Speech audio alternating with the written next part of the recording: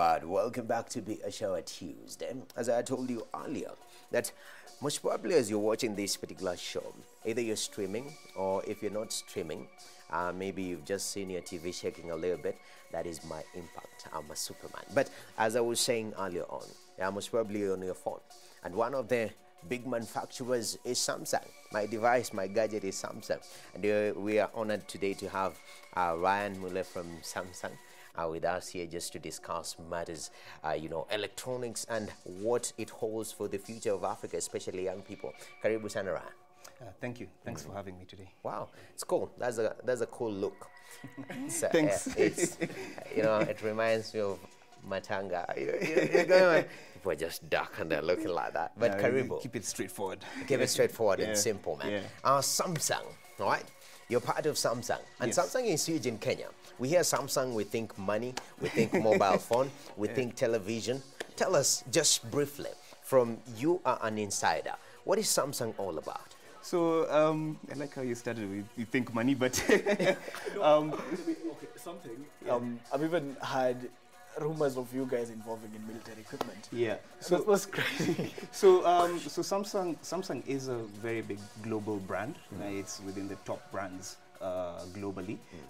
We're very well known for technology, and mostly when you hear Samsung, you think smartphones. You think the Galaxy S9, you think the Galaxy Note 8, and all other range of smartphones, and even the tablets, which I can see you have one here. We do. Brilliant. Yeah.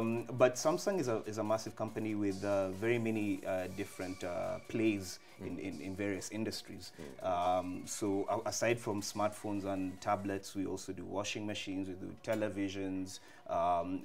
In some markets, we do vacuum machines as well. As you said, in terms of other avenues as well, Samsung is also in construction. Most people don't know this. It's an arm of Samsung called Samsung Construction and Technology. In terms of military hardware as well, in markets such as Korea, they have an arm like that. Hotels.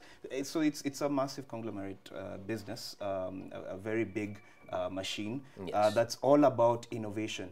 Yes. And technology, of course, but in terms of innovation that number one aims to change lives and improve lives, and innovation that is set to also revolutionize the industry. Wow. So we are all about creating the future and going after the impossible. Okay. So that's pretty much right there. So I want to get you back home to what we're talking about today. We're talking matters to do with telephone, mobile phones especially, with over 80% of Kenyans now having smartphones, and the industry is quite competitive locally.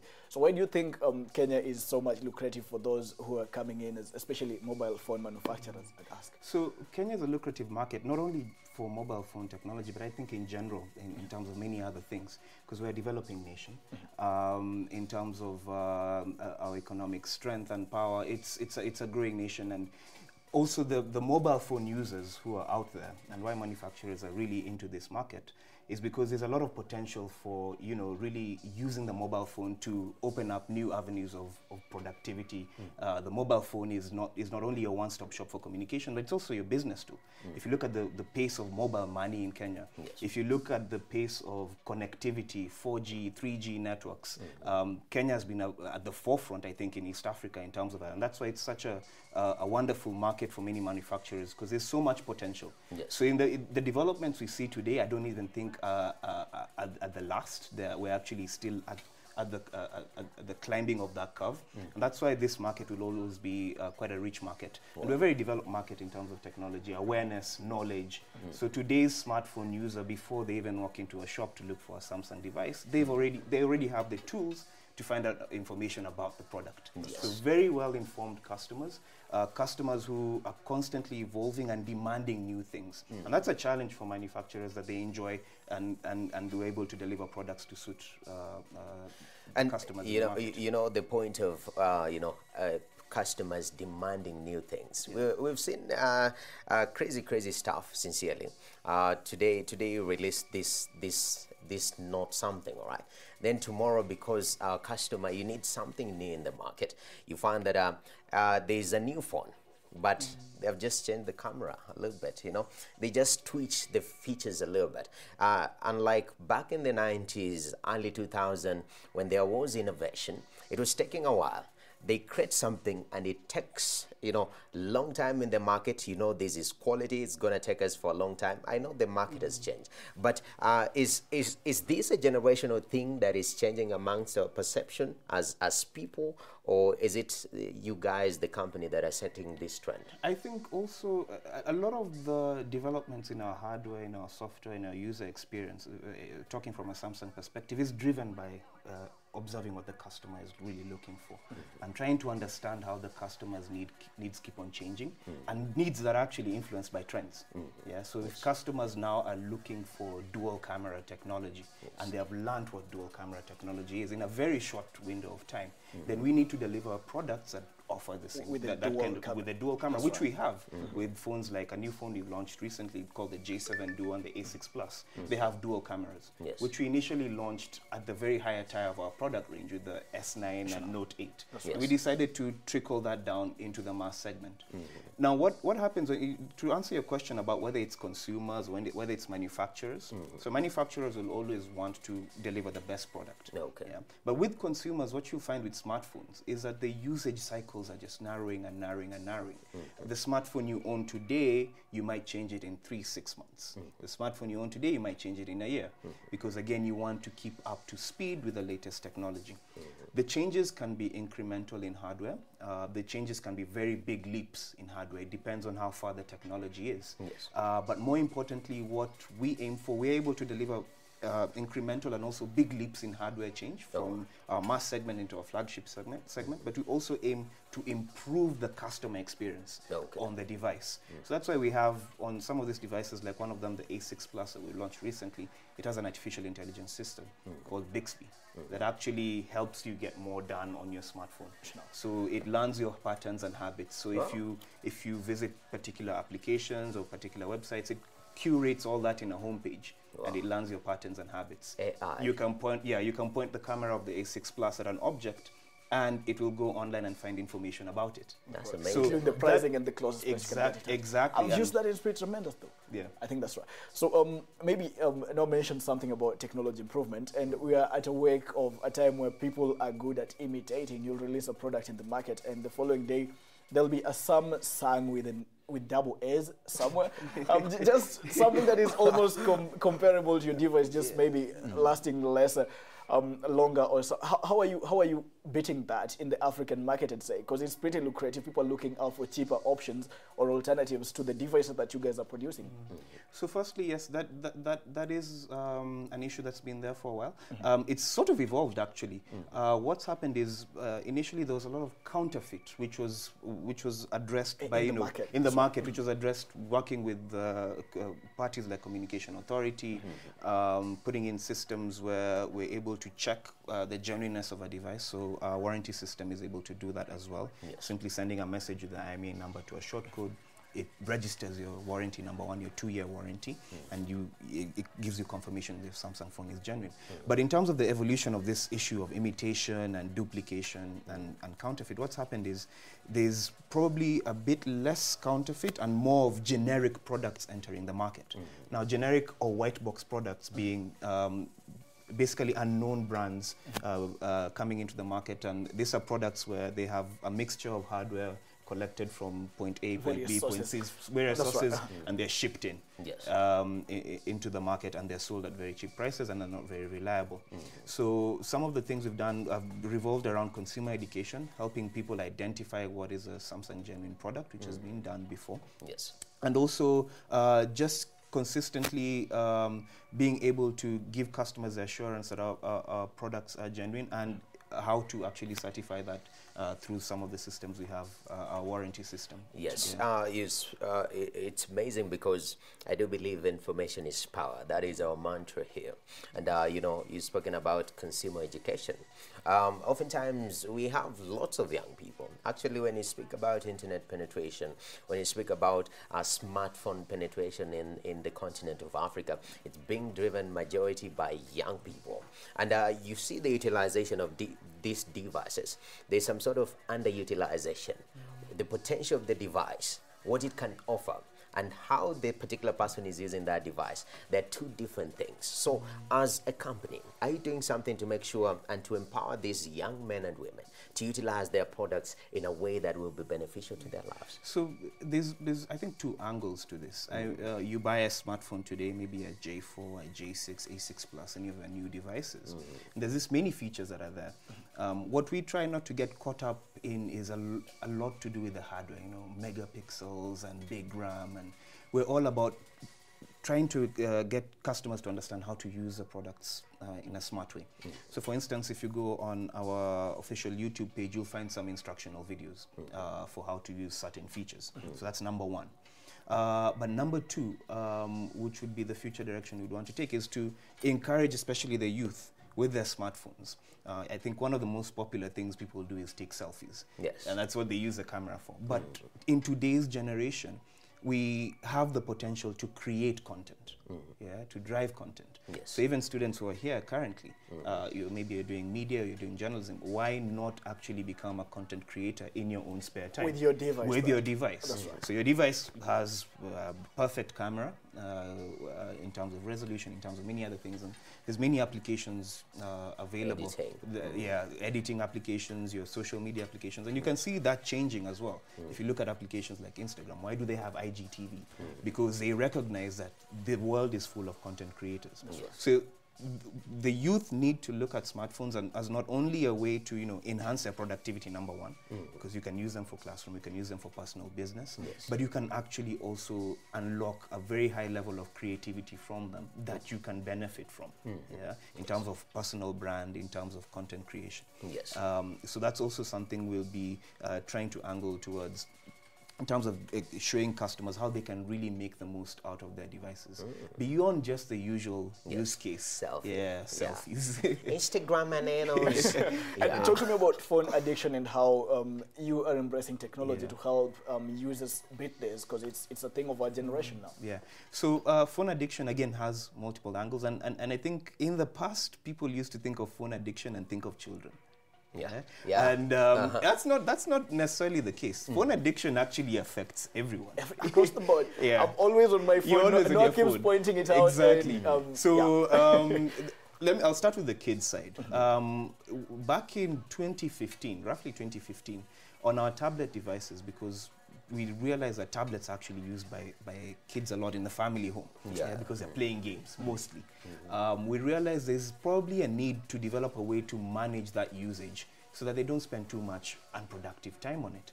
So Samsung built an application called Kids Mode, which you'll actually also find on the smartphones. And Kids Mode basically creates an isolated environment on the device, tablet or smartphone, where you can have specific applications that you choose as a parent to sit within that space. So the child is only able to use applications within that. Better off, the child can only use applications within a set amount of time. You can lock them with passwords, and if, for instance, you want them to use this from this time, from 8 to 9, you can set that blockage, or you can, if you want them to use it for an hour or 2 hours, you can set that blockage. And just to follow up on that, maybe, can a parent get to see in real time what the kid is doing on the phone? And this brings up a debate on whether or not I can feel secure on my Samsung device, while someone else, maybe me, and I'm unknowing of that, set up something in which they can use to monitor me.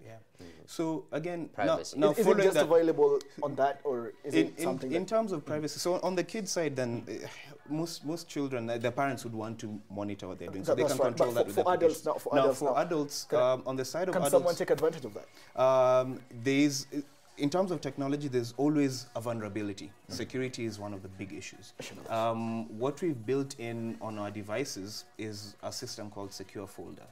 So if you have content or material, let's say from applications, so if you want your banking applications to be safe, if you want your multimedia to be safe, if you want your documents to be safe, the Secure Folder is basically a very tight container within the phone where you can move all these items in. Again, another isolated space. Yes. So if you have material, let's say a document, if someone goes through your phone and goes into My Files to find it, they can't find it because you've locked it in a secure folder. And that exists as a totally separate, different area of the phone within the phone. So it's almost like having two different personalities within the phone. Yeah, and you can secure that. And it's also, it has a very high level of encryption built in, so that if you, even if you have outside attackers from cyber criminals, hackers, viruses and Trojan horses, it's able to isolate those attacks. And then going back to, again, the smartphone addiction, we covered the kids part. That's right. Now, from the adult's perspective, you've had this term, there's an app for that. Yeah, there's an app for that. There's literally an app for everything nowadays. Yes. In terms of smartphone addiction and adults, now adults have a lot more control on how they use their smartphone consciously. For instance, maybe when I go to work, I make a point of, logging off my social media because I don't want to. We have this habit of, you pick up a phone in any spare time and you scroll. That's right. Yeah. And scroll and scroll. So there's a level of personal consciousness to how you're using your smartphone, or maybe you're at a dinner table with a friend, you decide to put your phone down. Definitely. Some people even put all their phones on one center of the table and say, whoever touches their phone pays the bill. Pays the bill. Yeah. But there's many, in terms of, there's an app for that kind of approach. There are applications actually in the Play Store that actually help you consciously manage your time on your device. Oh. Yeah, so if you go online and just Google and find apps for managing smartphone usage, or you can even type addiction if you're honest with yourself. Yes. So basically, they will even let you know how many times you access a particular application. Yes. They will let you put in controls, or lock it, and they will give you notifications on how you actually use, and then they'll give you guidance on how to manage that time. Yeah, so there are applications that help you manage it. But again, it goes back to your own conscious use of the phone and knowing when to pull out your phone to do A, B, C, D. Yes. So phones and technology will always be part of our lives, but they will always be a way to manage that if we make the effort to. Yes, That's right. because the argument for the longest time, actually, when you speak to psychologists, media is changing our brains. They say the dopamine rush. Yes. Yeah, it's slowly changing even the way we do life. We want things to achieve things by 25. We have this. We retire by 28 and whatnot. And it's just starting with simple things as phones. So I'm glad you've pointed that out. But digressing a little bit, there's a huge issue because smartphone manufacturers, of course, it's driven by the content itself. We don't just buy phones for the sake of having phones. We want to use the Instagram in it. We want to use the Twitter in it. And these social media platforms especially, and the digital world, if I may put it so. There's a huge debate that's going on, just we saw recently in the G20 summit, where they're considering digital taxation. Yeah, and from you, and a technology expert, if I may put it so, from Samsung, I don't know how will this, when they start charging, digital taxation on these social media platforms across the countries, because, for example, right now, Kenyan government cannot tax Facebook. But we have Facebook consumers in the country.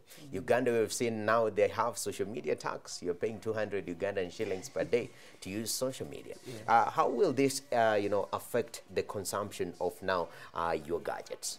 Now, I think in terms of, that's a very developing issue as it is. It's a very controversial issue to a big extent when it comes to taxation of some of these services. I think for the countries that are willing to do this, it will be not only detrimental to the manufacturers, but also, I guess, to the users themselves. Because when you start doing that, you're limiting people's potential in terms of the social, not only their social lives, but the people who are using social media for business and to reach out to the world. So in terms of how it would affect us as manufacturers, I think there would have to be some form of discussion with concerned bodies to find some middle ground, because in terms of usage, it will pull people away from the traditional usage of the smartphone. It's not to say that they will stop purchasing, but the interesting thing is, in as much as there might be some digital taxation, there will always be, there's that level of customer or user innovativeness. That's right. Yeah, when something is blocked, then people will always find a way around it. That's right. So there will have to be some objectivity to some of these things that are being proposed on a broader scale. I don't see something like that happening here, because I think we're a very free, liberal nation when it comes to technology and development. Yes. So I hope that stays within that angle, but it will have to pull in manufacturers and legislators to, that would be the ideal situation, to really find a middle ground for it. Yeah. That's right. Let me get you. Not on the digital taxation now, but on matters. This is something most people, I'm sure, needed a comment on today. Is when it comes to lost devices. It's bad when you leave your phone at home and go to work, but it's worse when you lose it because you may never get it back. About a month ago, I lost an S6 Edge device. How possible is it to You're get still it in real painful time? about that, bro. I'm getting over it. I can't get a good replacement. But like, how possible is it from your end to actually get security issues still, but now tracking and getting a specific location in which this is, and even the recovery of the same? So there is a solution to that, although in terms of deeper tracking, we as a manufacturer are really not mandated to do that. So that's why if you lose a phone, they tell you, go to nearest police station, write a record, and then it's tracked by, the CID. That's right. That is normal. In terms of that level of tracking, we can do it because, of course, user privacy. Yeah, we would not be able to do that. But in terms of now what you can do on a Samsung mobile device, and even devices that we launched recently, like the J4, J6, and A6 Plus, there's a feature called Find My Mobile. That's right. So on a Samsung device, or when you first get it, it asks you to set up a Samsung account. Right. You do that, and then you can access Samsung services such as Find My Mobile. Now, basically, Find My Mobile is able to actually pinpoint the location of your device. So you simply go online and log in. Does it use data or satellite? It uses data. So basically, what happens is when you log in online with your Samsung email address and password, then it's able to pinpoint the location of your device. And over and above that, you're able to actually, number one, you can lock and erase the device if you have lost it. I have actually personally used it before, where I lost a device in a concert, and I borrowed a phone and quickly Immediately got in before it was off range. Yeah. And basically, you can send those instructions to lock and erase the device. If the device is still online, you'll be able to see the location of the device as well, so you can pinpoint that. So we do have those solutions that are able to give you that primary level of tracking, but more importantly, give you that primary level of managing the phone, because again, losing a phone is one thing. The information you're carrying on your phone, and we carry a treasure trove, is another thing. For me personally, I would be more concerned about the content, the data that's within it. So my priority has been, lock it down or erase it. And then if I'm able to get a pinpoint location using Find My Mobile, perfect. Oh, so you go for it. Man solo. Yeah. So you should, but always involve the authorities as well. Don't go looking for your phone by yourself. Vigilante, man. This is my phone. Very important. You're speaking about such features because people look at security, and one of your biggest competitors, I do believe, is the iPhone. Right? iPhone, they are highly credited when it comes to protecting the information. Like, you can't break into their system. The other day we saw the FBI were trying to get into a Samsung phone and an iPhone phone, sorry, and it was pretty difficult. Those are some of the issues that people are looking at. So if you may highlight some of the product differentiation that your company is doing to make sure that it stays on the edge from the competitors in the industry. So in terms of security, mostly from my perspective, I think when it comes to technology, as technology improves, so do security threats. They actually become scaled up. Yeah. So the way cyber criminals find ways to get into devices and systems, it keeps on evolving. Yes. So I wouldn't say every single device or system is 100% secure. There will always be vulnerabilities. So I won't get into the argument of whether a rival brand is more secure than the other. But in terms of what we're doing, on all Samsung devices, and most customers don't know this because it's working in the background, we have a security system that's called Samsung Knox. So Samsung Knox is Samsung's very own proprietary security architecture that runs within the background of the phone. So there are all these encryption standards and security standards that are built in to not only the software, mind you, but also the hardware from the chip level. Yes. So this system is constantly monitoring the operating system and the device environment. If it detects an intrusion, let's say by a hacker, or by a virus, or by any form of malware, then it's able to actually attack it and resolve it, or if it's not able to do so, it's able to isolate it from the main components of the phone. Okay. So those are one of the main things in terms of security that we're building. And in terms of Samsung Knox, if you go online and search Samsung Knox, it's actually, we refer to it as a defense-grade security platform.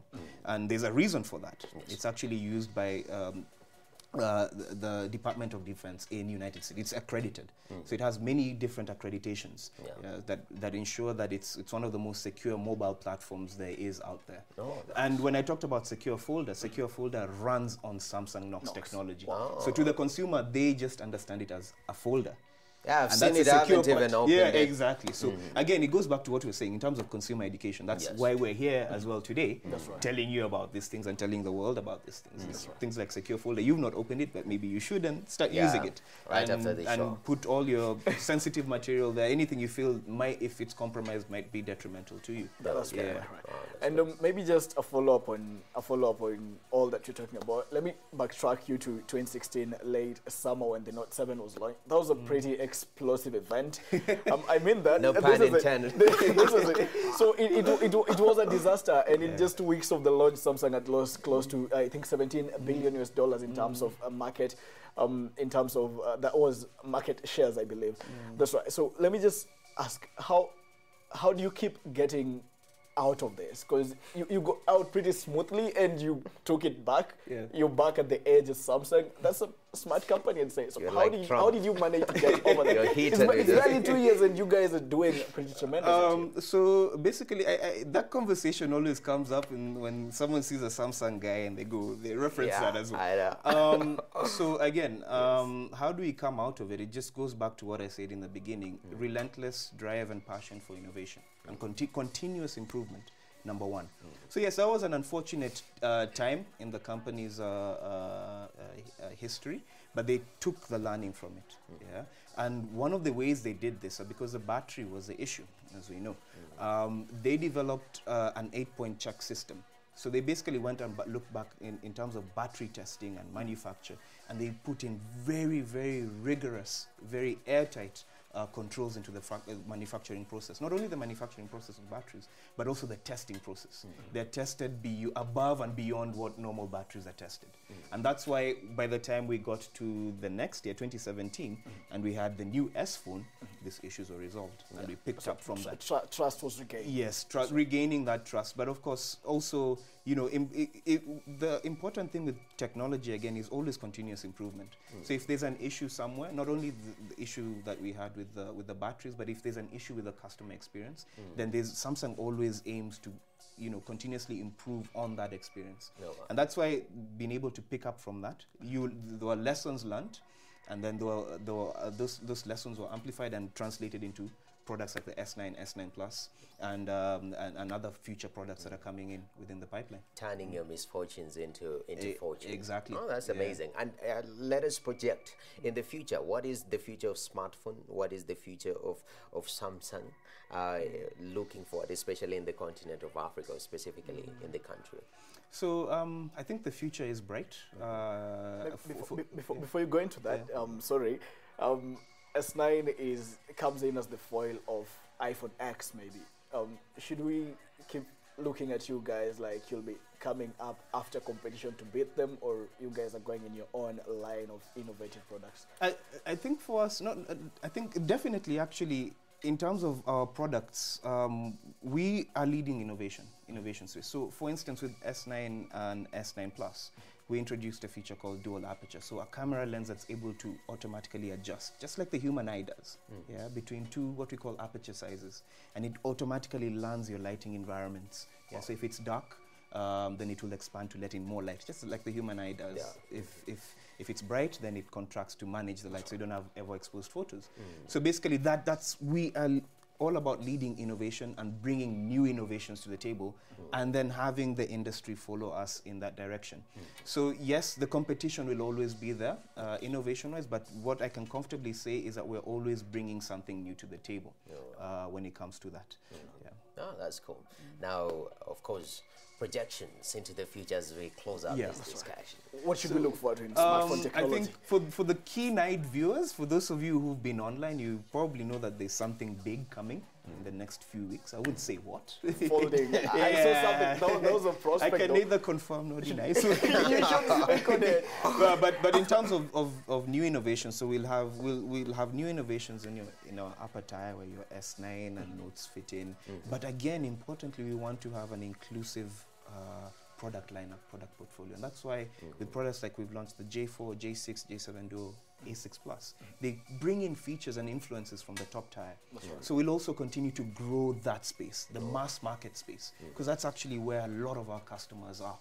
We will drive our innovation at the top line, but we'll try and we will manage to include every single customer along the Galaxy innovation journey. Wow. In terms of smartphone usage on a global scale, Africa scale, for us it will continue to improve. Yes. It will continue to broaden.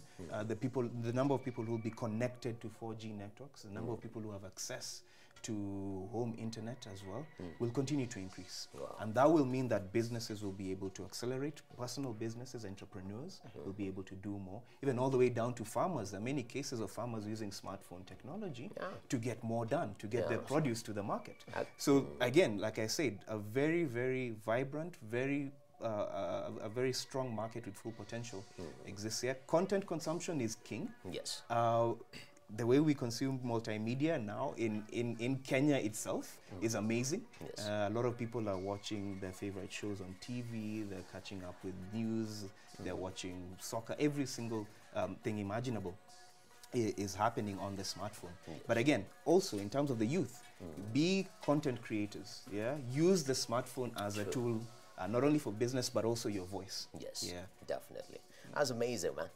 This discussion can go on till tomorrow, but in the interest of time, Ryan, really are honored to have you with us, man. That was interesting chat. It wasn't as gloomy as the look. We started with funeral, we're finishing with heaven. I need to consider colors now, it's cool. Your light skin is going. If Vin wore this, my friend will have a black hole right here. Anyway, there you have it. Ryan from Samsung, amazing person. And he's spoken about technology at large and where we stand right now and the future of it. The future is bright. As young people, I think the most that we have learned from this discussion is be a content creator, because these phones, actually with this, if you get a very nice phone with a nice camera, you can start creating your own content. That's the future, because everyone wants to consume news on this particular thing. So why don't you be one of the content creators? It's a challenge to you. Get that device, start doing something, start small. Do not have this, I know some people are a little bit impatient. You post a video, 2 views, day 1. No, be patient, grow, be consistent. With time, you'll grow. And that's what smartphones offer for you, Samsung and many more. And with that, we take a short break right here, Be Sure Tuesday. Then we shall be back with more.